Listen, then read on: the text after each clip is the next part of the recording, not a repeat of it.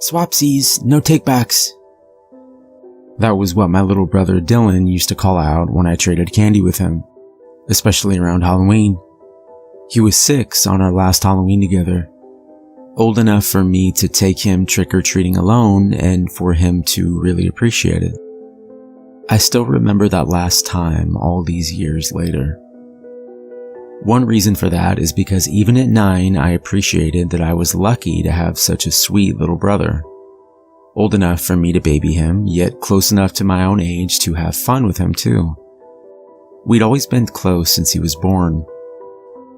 Another reason was that the following year, 2 weeks before Halloween in 2005, Dylan died in his sleep.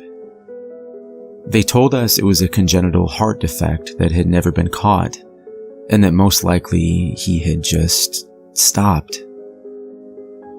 It destroyed our family. Even leading up to the funeral, my parents were alternating crying, consoling each other, and arguing over nothing. They wound up getting a divorce 2 years later.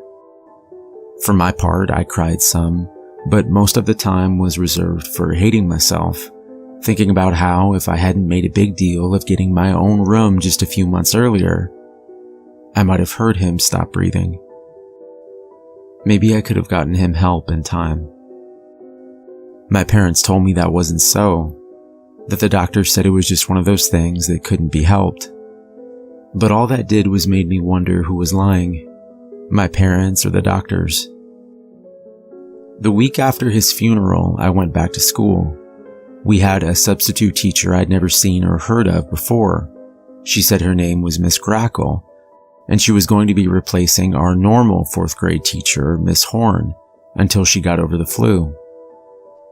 She'd been there for the latter part of a week I'd missed, so the other students in my class seemed pretty much used to her. But she made my skin crawl in a way I couldn't fully understand. She wasn't dressed weird and was well kempt, but there was something off about her. Her pale skin was smooth and tight, but almost too much so, as though she had somehow been birthed as a fully grown woman with flesh that had not seen the sun or been touched by air.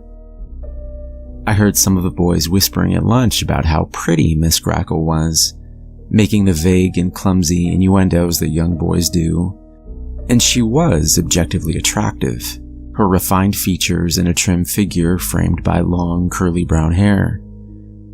But her eyes, they stared out like doll's eyes, dark, hard, inscrutable.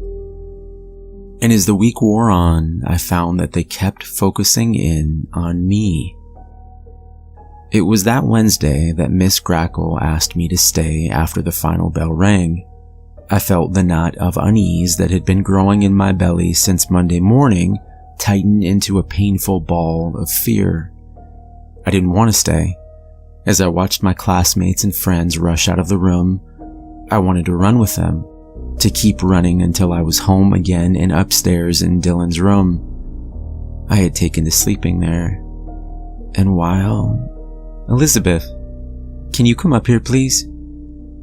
I flinched at the words, my name sounding oily and sinister on her tongue. I glanced up and nodded before sliding out of my desk and approaching the front of the room. "Yes, ma'am? Is something wrong?" The woman smiled, her perfectly even teeth gleaming like white stones between the red ring of lipstick expertly lining her lips. "No, nothing like that, dear. I just wanted to check in on you.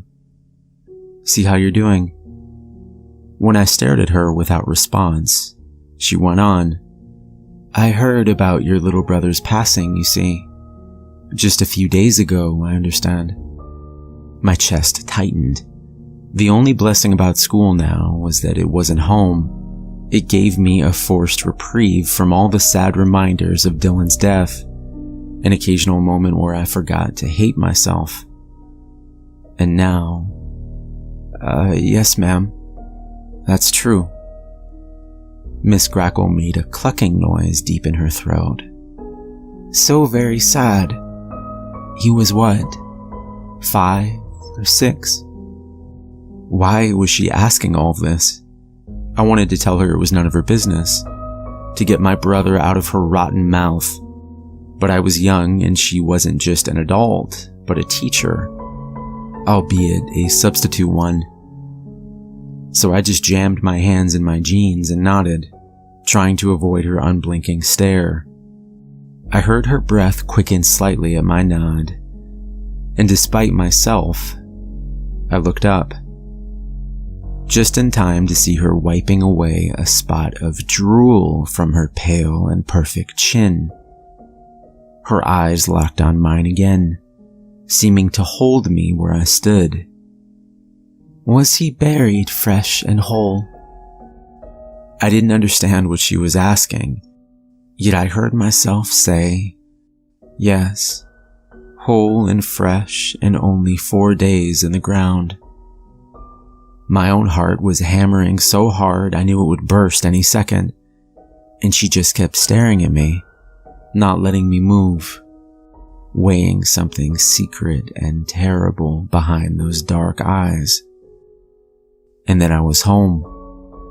I woke up on my bed, a moment of vertigo sending the room spinning before my brain acclimated to where I was. My mother was calling me to come down. It was time for us to go to Wednesday evening services at our church. My family had always been casually religious, but I could already tell that my mother was becoming more devout by the day.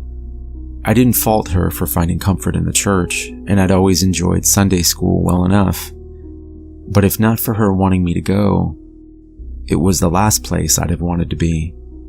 The strangeness of my encounter with Grackle aside, I didn't savor the idea of being buffeted between groups of well-meaning strangers as they murmured sympathies and gave pitying looks.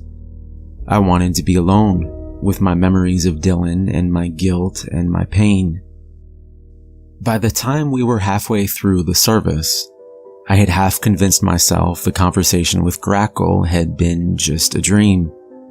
I had been exhausted for going on 2 weeks and waking up at home like that.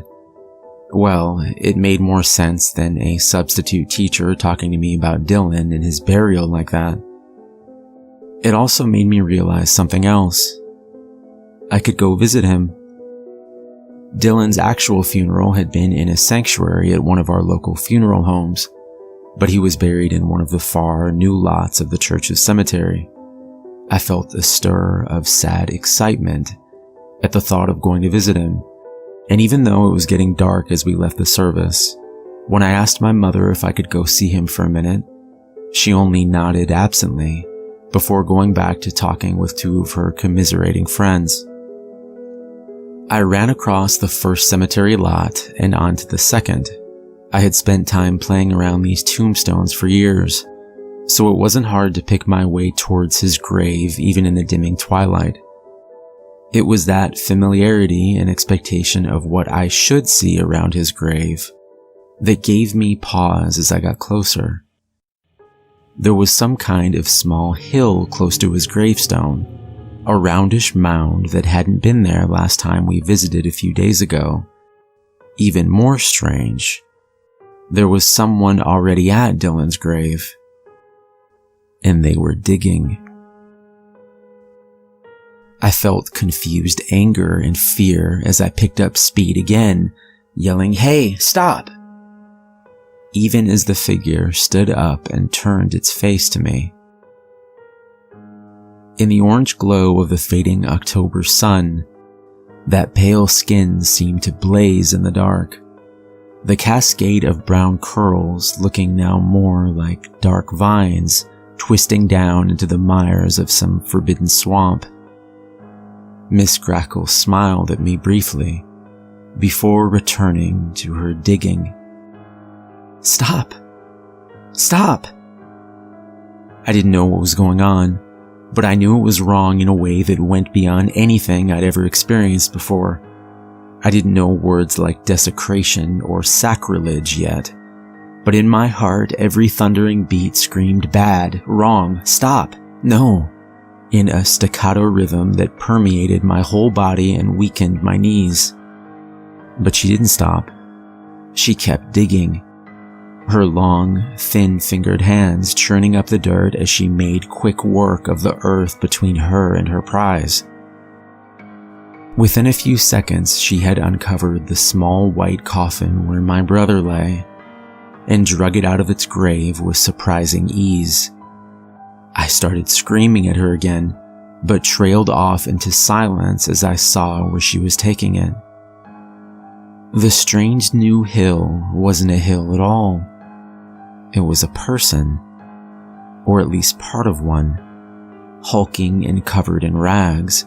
The figure was incomplete. Somehow, as impossible as it seemed, it stood there with a large cavity in its middle. There was no head, and below where it should be, a ragged darkness gaped out from between the folds of tattered cloth. I was still staring at it dumbly as Miss Grackle reached it. She let go of Dylan's casket, and giving me a quick wry glance, she pulled herself into that larger body, her flesh twisting and flowing to fill the chasm and complete the towering thing before me. Her head looked different now, and in truth, she was wholly unrecognizable, except for those same damned black, staring eyes. She swung those eyes towards me and twisted her mouth oddly before speaking in a deep and rough voice. "You say no. But what do you offer in exchange?" The thing paused as though considering, but I could tell from its tone that it was simply playing a game, mocking me. "Yourself." I had felt frozen to the ground before, but now I started backing away. What exchange?" A short, coarse laugh. "A trade. Dylan goes back in the hole, and you come with me." I stopped again, in spite of my fear. "Go with you? Where?" "Oh, you'll see. What do you say? Just remember, if you say yes, the deal is struck."